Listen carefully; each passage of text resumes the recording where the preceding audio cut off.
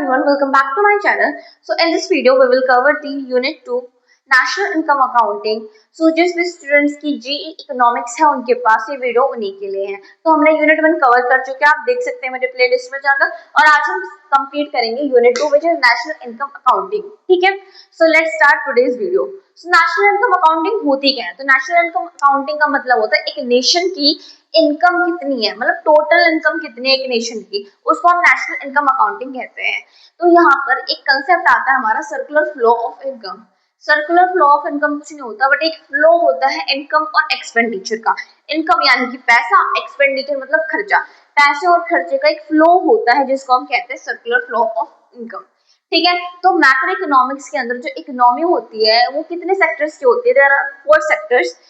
First is household sector. Household sector वो sector होता है जिसमें कि सारे के सारे कंज्यूमर्स गुड्स एंड सर्विसेज को कंज्यूम करते हैं। कंज्यूमर्स एस है लास्ट में, तो मतलब पूरे एक देश के, एक नेशन के जितने भी कंज्यूमर्स हुए वो गुड्स एंड सर्विसेज कंज्यूम कर रहे हैं, तो वो किसके अंदर आएंगे? हाउस होल्ड सेक्टर के अंदर।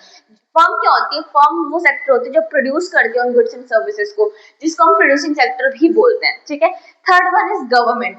गवर्नमेंट सेक्टर भी होती है हमारे यहाँ पर। फॉर एग्जाम्पल लेट्स से कि हाउस होल्ड सेक्टर ने फर्म से कुछ खरीदा। क्या खरीदा? लेट्स से कि मार्कर खरीदा। एक कंज्यूमर है, उसने मार्कर खरीदा एक फर्म से जो बनाती है ये मार्कर। ठीक है, बट यहाँ पे लेट्स से कि हाउस होल्ड ने इस मार्कर के पैसे देने से ही मना कर दिया, तो क्या होगा? अब उस इंसान को तो पैसे मिलेंगे नहीं, फर्म को, तो वो क्या करेगा?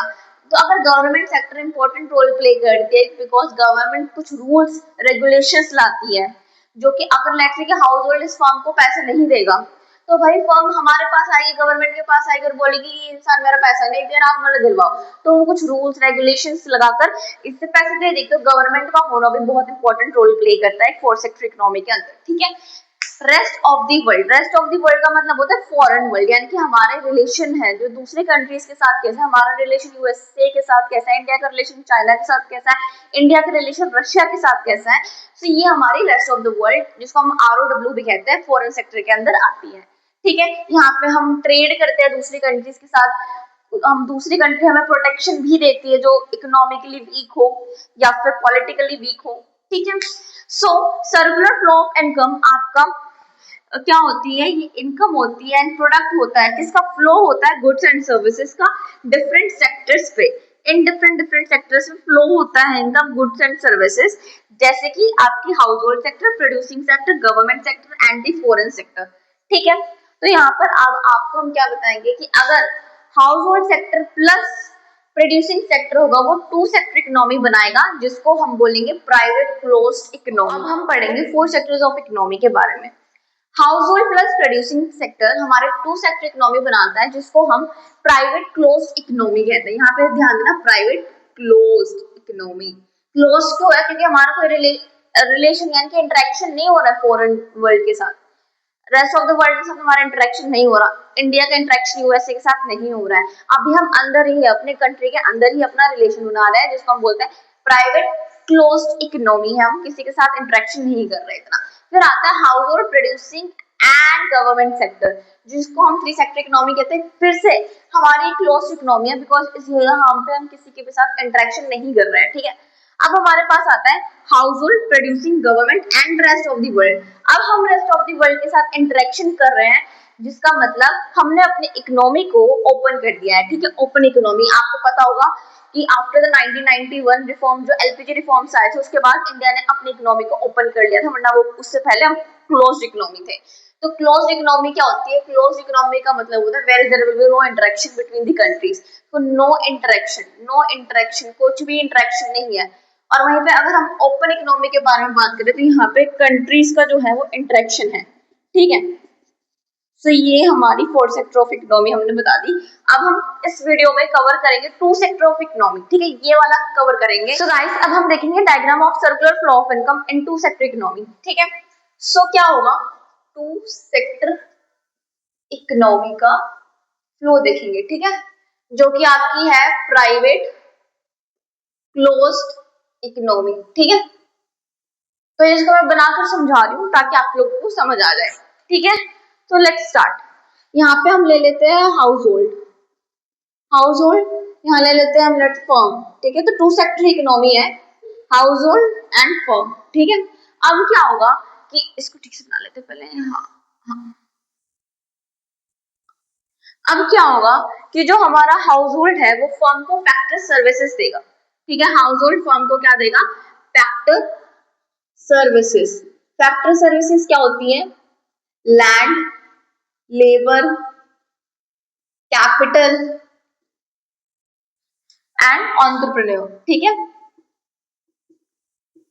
ये क्या देगा हमारा, हाउस होल्ड फर्म को फैक्टर सर्विसेज देगा, लैंड, लेबर, कैपिटल, एंटरप्रेन्योर। बदले में जो फर्म है वो क्या, हाउस होल्ड को क्या देगा, इसकी पेमेंट करेगा फैक्टर सर्विसेज की। ये जो हाउस होल्ड ने इसको दिया है फर्म को, इसकी फर्म हाउस होल्ड को फैक्टर पेमेंट करेगा। उसने से सर्विसेज लिया, अब सर्विसेज लिया तो ये पेमेंट भी करेगा इसको, तो हम क्या कहेंगे इसको, फैक्टर पेमेंट। अब फैक्टर पेमेंट में क्या होगा कि जैसे कि लैंड को उसका रेंट मिल गया, लेबर को उसकी वेजेस मिल गई, कैपिटल को उसका इंटरेस्ट मिल गया, एंटरप्रेन्योर को उसका प्रॉफिट मिल गया, दे दिया। अब फर्म ने इसकी तरफ से कंप्लीट, तो पहला पार्ट ये है, दूसरा पार्ट ये है। अब क्या होगा कि अब हाउस होल्ड के पास पैसा आया तो हाउस होल्ड खर्च करेगा गुड्स एंड सर्विसेज पे।